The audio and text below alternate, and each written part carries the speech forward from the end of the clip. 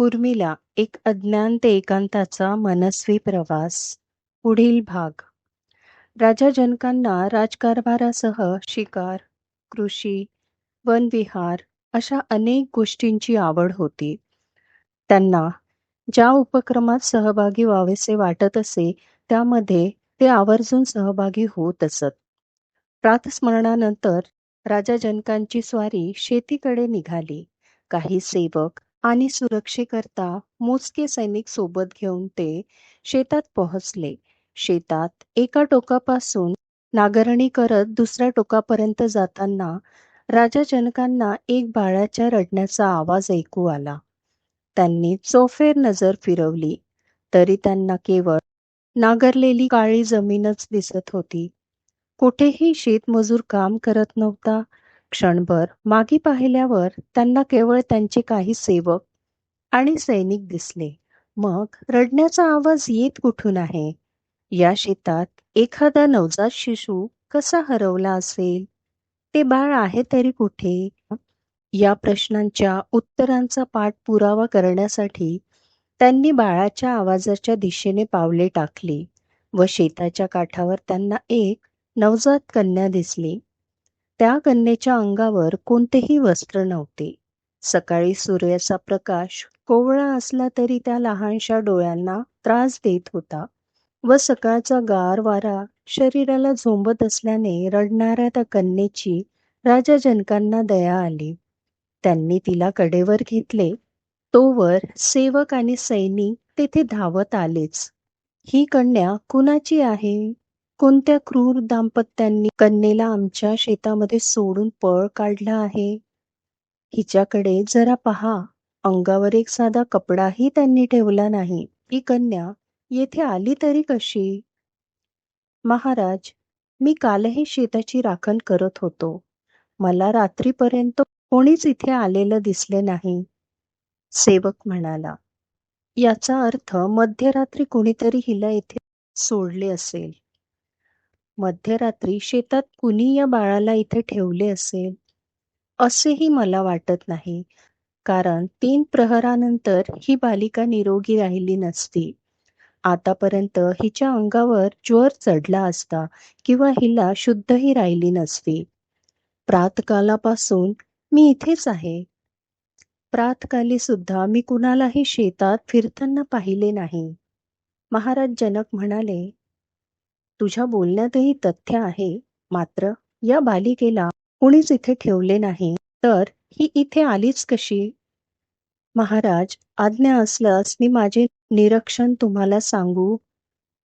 सांग. या बालिकेकडे पाहावे. ही बालिका सुदृढ आणि तेजस्वी वाटत आहे. ही एखाद्या सामान्य बालिकेप्रमाणे दिसत नाही, तर हिच्या स्वर्णीय कांतीमुळे आणि क्वचित मोठ्या बाहूमुळे ही कुणी दैवकन्या असावी अशी शंका माझ्या मनात येत आहे. सेवक हरिहर्षाने अंदाज व्यक्त केला. हे तू काय बोलत आहेस हरिहर्ष? देवता? देवता त्यांची कन्या आमच्या शेतात का ठेवतील? महाराज, यामागे काही ईश्वरी संकेत असू शकतो. हिचे भविष्यच माझी शंका योग्य किंवा अयोग्य ठरवेल. राजा जनकांनी त्या बालिकेला काही क्षण निरखून पाहिले. सेवकांच्या सांगण्यानुसार खरोखर तिची त्वचा तेजस्वी आहे हे जनकांना जाणवले. या बालिकेचा सांभाळ करण्यासाठी कुणीही सिद्ध नसल्याचे पाहून ते म्हणाले, राजाच्या नात्याने मी या बालिकेचा पिता आहे, मात्र हिचे पालनपोषण करण्याचे उत्तरदायित्व सुद्धा आता माझेच आहे असे मी समजतो. नांगरणी करताना ही बालिका मला धरणीच्या कृपेने सापडली असे समजून मी हिचे नावही सीता असे ठेवत आहे. महाराज, राज्याला या बालिकेच्या रूपात पहिली राज्यकन्या प्राप्त झाली आहे हे पाहून मला अतिशय आनंद झाला. अंगरक्षक अग्निधर म्हणाला, होय महाराज, आज्ञा असल्यास मी राजप्रसादात जाऊन ही मंगल वार्ता सर्वांना सांगतो व आनंदोत्सवाची तयारी करतो. हरिहर्ष म्हणाला, थांब अग्निधर, ही वार्ता आम्ही स्वतः राजप्रसादात जाऊन घोषित करू. राजा जनकांच्या मनातही आनंद ओसडून वाहत होता. कित्येक मासापासून त्यांना पितृत्वाची ओढ लागली होती व आता सीतेच्या रूपाने त्यांच्या पितृत्वाला पहिले अंकुर फुटले होते. अद्याप निपुत्रिक असणाऱ्या जनकांना सीतेच्या रूपात पहिली कन्या प्राप्त झाली. राजा जनक सीतेला राजप्रसादात घेऊन आले. त्यांनी शेतामध्ये घडलेला प्रकार महाराणी सुनैनेला सांगितला व त्या दोघांनी परस्पर संमतीने सीतेला दत्तक घेण्याची घोषणा राजसभेत केली. मिथिलेत सर्वत्र हर्षोत्सव साजरा झाला. शेतीमध्ये अतिशय प्रतिकूल परिस्थितीत पहिला सूर्योदय पाहणाऱ्या या अनाथ कन्येचे प्रारब्ध पहिल्या दिवसापासूनच उजळले. नागरणी दरम्यान त्या अनाथ कन्येला कडेवर घेताना राजा जनकांना कुठे ठाऊक होते की या कन्येला इतिहासाने अजरामर करण्याचा निश्चय केव्हाच केला आहे. महाराणी सुनैना त्यांच्या कक्षामध्ये स्वतःच शृंगार दर्पणात बघत होत्या. त्या भोजनाची तयारी कितपत झाली आहे हे बघण्यासाठी निघण्यापूर्वीच महाराज जनक त्यांच्या कक्षात उपस्थित झाले. जनकांच्या डोळ्यातील अश्रू पाहून सुनैनेला अत्यांतिक आश्चर्य वाटले. कारण बहुधा प्रथमच त्यांनी पतींच्या डोळ्यामध्ये दुःखाचे जलबिंदू पाहिले होते. त्या त्वरित जनकाकडे गेल्या व त्यांना सावरत शय्यासनाकडे नेले. जनकांनी मन मोकळे करत सुनैनास म्हटले, देवी, आज सीतेने असे काही शब्द उच्चारले की माझ्या मनात अतिशय दुःखद विचारांनी प्रवेश केला. प्रथमच अशा दुःखाची अनुभूती झाली ज्यामुळे तू माझ्या डोळ्यात अश्रू बघत आहेस. सीतेने असे असभ्य वर्तन केलेच कसे? वडिलांसमोर कसे आणि किती बोलावे याचे भान तिच्यासारख्या शीलवान कन्येला राहू नये. नाही नाही सुनैना, आपल्या सीतेने कोणतीही मर्यादा ओलांडली नाही. माझे मन अपमानित अथवा लज्जित होऊन दुःखी झाले नाही, तर भावविवश होऊन द्रवले आहे. देवी सीता आणि उर्मिला कधी विवाह योग्य झाल्या हे मला समजलेच नाही. त्या दोघींच्या बालसुलभ आणि मनमोहक रूपाकडे पाहून माझे मन मोहित झाले. मी आजही त्यांना लहानच समजत होतो, पण आज मला वर्तमानाची जाणीव झाली. देवी, वर्तमान आणि भविष्य अत्यंत दुःखदायी आहे. जनकांच्या हुंदक्यामुळे सुनैनेचे डोळेही अश्रूंनी भरले. नाथ, तुम्ही असे कोड्यात बोलल्यावर मला नेमका प्रसंग कसा कळणार? अशा कोणत्या दुःखामुळे आपल्या डोळ्यात प्रथमच एवढे अश्रू दाटले आहेत? सीतेने आणि उर्मिलेने विवाहाचा विषय काढताच माझे मन द्रवले. मी त्या दोघींच्या डोळ्यातले अश्रू मुळीच बघू शकलो नाही व त्यावेळी माझ्या मनालाही सावरू शकलो नाही. बघता बघता या दोघी मोठ्या झाल्या. आता त्यांच्या विवाहाची वेळही समीप आली आहे. त्यानंतर आपण काय करायचे देवी? एकांत कसा सहन करायचा? मला माझ्या विवाहाचा दिवस आठवत आहे.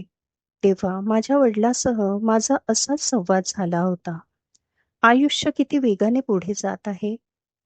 आज मी एक माता आहे व काही दिवसातच माझ्या मुलींना निरोप देणार आहे.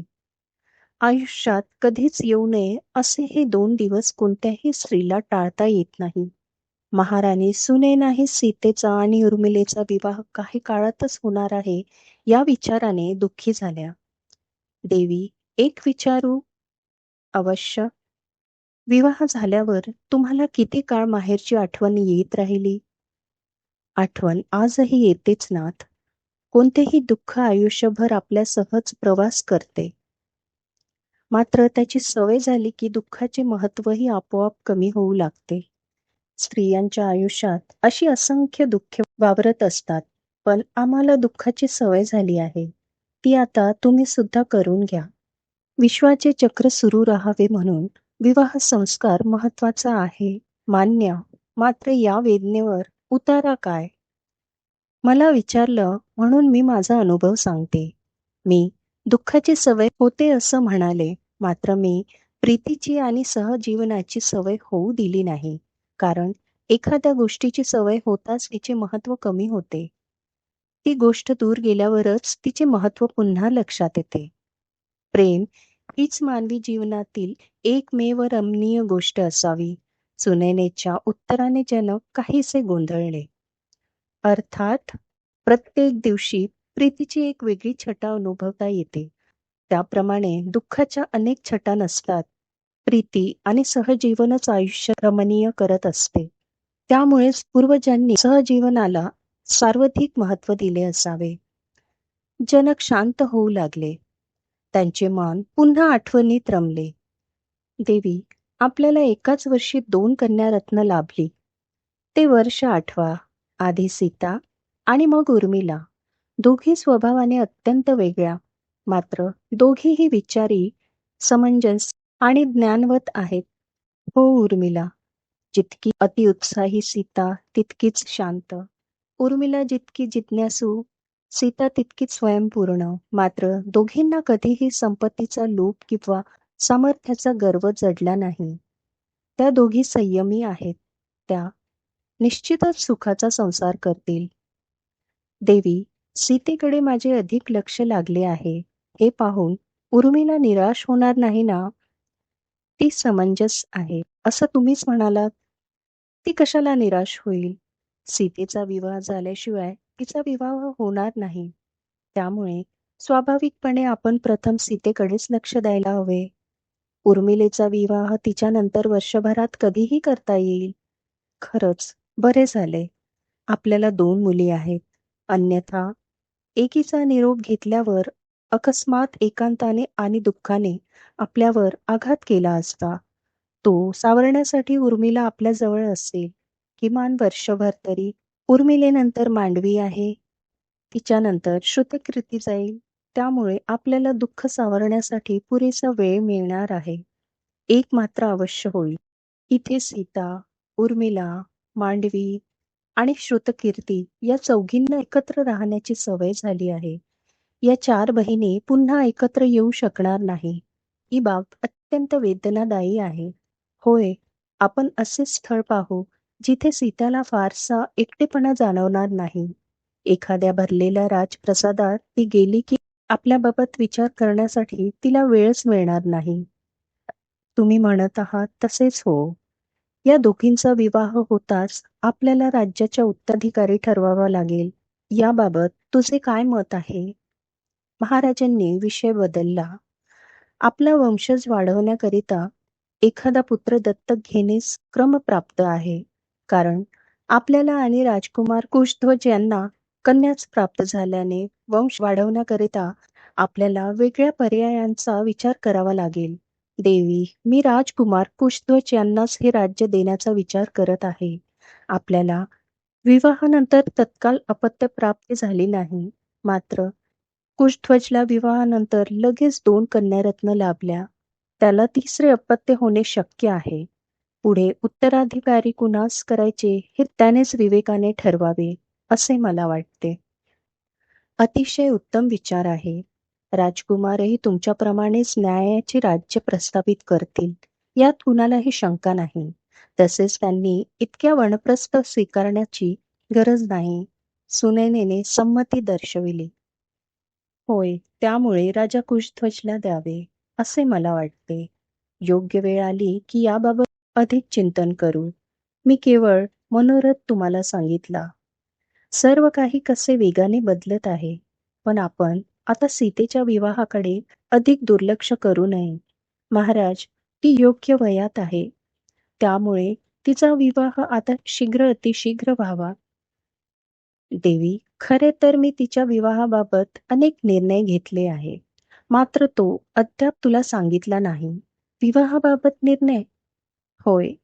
तिचा विवाह आपण सामान्य पद्धतीने करू नये, असे मला वाटते. मग तुमच्या मनात असे काय आहे? सुनैनेने उत्सुकतेने विचारले. जनक उत्तरले,